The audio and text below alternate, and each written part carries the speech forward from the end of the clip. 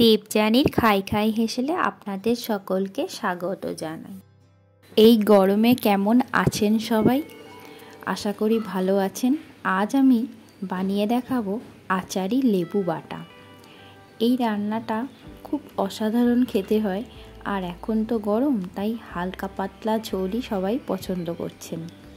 যেহেতু গরম, তাই বেশি ভারী রিচ খাওয়াটাও উচিত নয়। তো বাটা মাছ তো আমার লাগছেই এখানে, যেহেতু আমি আচারি লেবু বাটা বানাচ্ছি। আমার এখানে ফ্রেশ বাটা মাছ আছে 500 গ্রাম। আমি এই বাটা মাছগুলোকে খুব পরিষ্কার করে ধুয়ে নিয়েছি। এবার এতে আমি নুন হলুদ মাখিয়ে নেব। আমরা যেমন রেগুলার মাছে নুন হলুদ মাখাই, সেরকমই নুন হলুদ মাখিয়ে মাছগুলোকে ভেজে নেব। আপনারা তো সবাই অবশ্যই নিশ্চয়ই জানেন এই রান্নাটা কেমনভাবে করে, তাও আমি কিভাবে বানাচ্ছি একবার দেখুন। আশা করি ভালো লাগবে। পুরো ভিডিওটা দেখার অনুরোধ রইল, স্কিপ না করে। কড়াইতে আমি 100 গ্রাম মতো তেল দিয়ে দিলাম।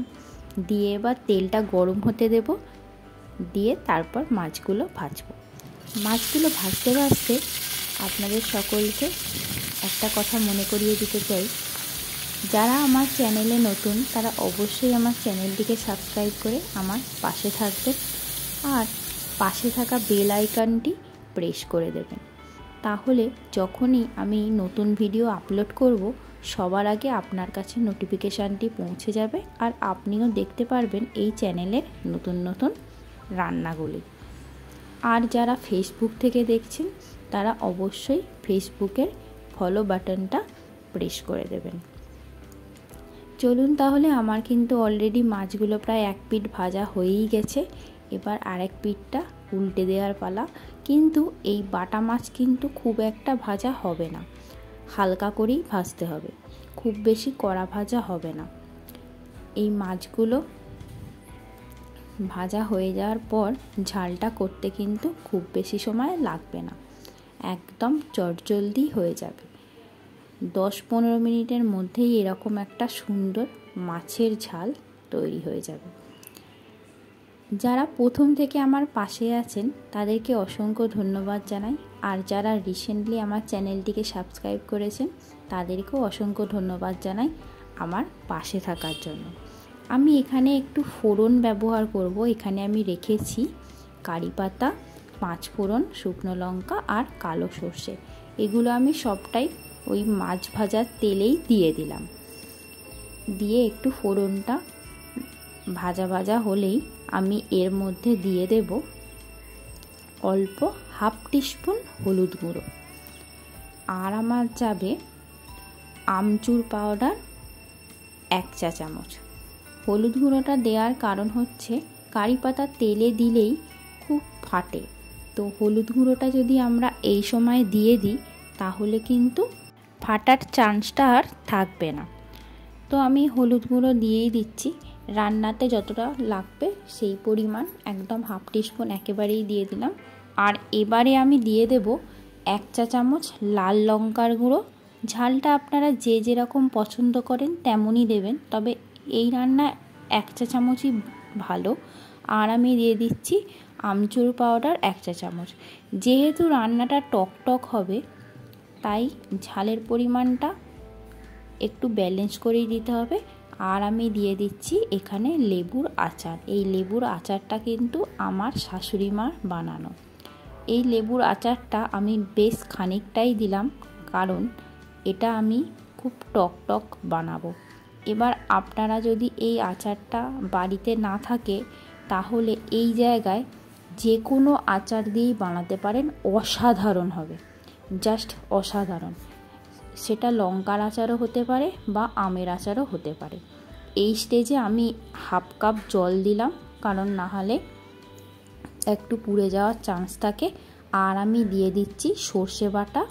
আমি সর্ষে বাটা সবসময় ছাঁকনিতে ছেঁকে দিতেই পছন্দ করি, কারণ সর্ষের ওই খোলাগুলো না খাওয়াই ভালো।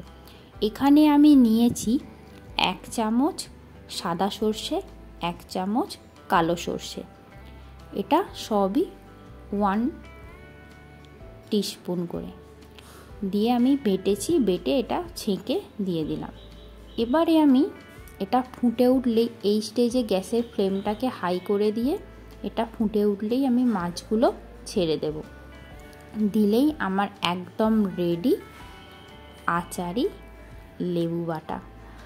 দেখুন জলটা আর একটু লাগছে আমার, যেটুকু বাটি ধুয়ে জলটা দেওয়ার কথা ছিল সেটাই আমি দিলাম। তো আমার অলরেডি আর জল লাগবে না। এবারে আমি এখানে স্বাদ মতো নুন দেব আর সামান্য একটু ব্যালেন্সের জন্য চিনি দিয়ে দেব।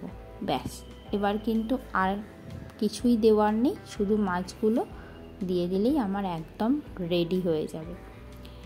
তো আপনারা অবশ্যই রেসিপিটা বানাবেন, কেমন লাগলো অবশ্যই কমেন্ট করে জানাবেন। এই রেসিপিটা সম্পূর্ণই আমার শাশুড়িমার রেসিপি, খেতে অসাধারণ হয়। স্বাদ মতো আমি নুন এখানে দিয়ে দিলাম আর দিয়ে দেব একদম ব্যালেন্সের জন্য সামান্য চিনি, যেটা কি না এই টক ভাবটাকেও কাটাবে না আর একটা সুন্দর ব্যালেন্স আনবে রান্নার মধ্যে। তো আমার অলরেডি ফুটে উঠেছে। এইবারে আমি এতে দিয়ে দেব মাছগুলো। তার আগে আমি দিয়ে দিচ্ছি সামান্য চিনি। এবার আমি মাছগুলো এতে দিয়ে দেব, দিয়ে একদম গ্যাসটাকে অফ করে শেষেতে আমি যে লেবুর আচারটা দিলাম তার ভিতরে যে তেলটা আছে সেটা একদম গ্যাসটাকে অফ করে দিয়ে ওপর থেকে ছড়িয়ে দেব। মাছগুলো দিয়ে দিলাম। ওয়াও, এত সুন্দর হয়! এই জিনিসটাই হচ্ছে একদম টাটকা মাছেই বানাতে হয়। বরফের মাছ হলে কিন্তু সেই স্বাদ পাওয়া যাবে। একদম যদি পুকুরের টাটকা মাছ হয় তাহলে তো আর কথাই নেই, কিন্তু সবার কাছে তো আর পুকুরের মাছ পাওয়া সম্ভব নয়। কিন্তু বাজার থেকেই টাটকা মাছ কিনে এই রেসিপিটা একবার বানান, বানিয়ে বাড়ির সমস্ত লোকেদের একদম তাক লাগিয়ে দিন, তারা খেয়ে আপনার নাম করবেই করবে। তো দেখতেই পাচ্ছেন আমার অলরেডি হয়েই গেছে। আজকের টিপসটা শেয়ার করি।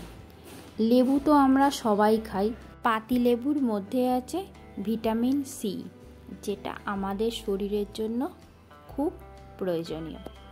আর আমার আর একটা কথা যেটা বলার, এই গরমে রোজ পাতিলেবু খাওয়াটাও কিন্তু খুব ভালো, যেটা আমাদের শরীরকে ঠান্ডাও রাখে আর ভালোও রাখে। এটাই ছিল আজকে আপনাদের জন্য টিপস।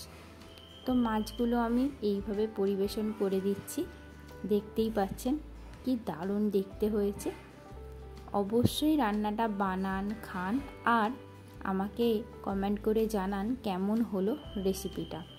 অবশ্যই বানিয়ে খেয়ে তবেই জানাবেন। আমি গ্যারেন্টি দিয়ে বলতে পারি খুব সুন্দর একটা রেসিপি, আপনাদের অবশ্যই ভালো লাগবে। আবারও দেখা হবে নতুন ভিডিও নিয়ে। আর কিছু সময়ের অপেক্ষা, আপনারা দেখতে থাকুন দেবযানীর খাই খাই হেসেল, পাশে থাকুন দেবযানীর খাই খাই হেসেলের। ভালো খান, সুস্থ থাকুন। Thank you.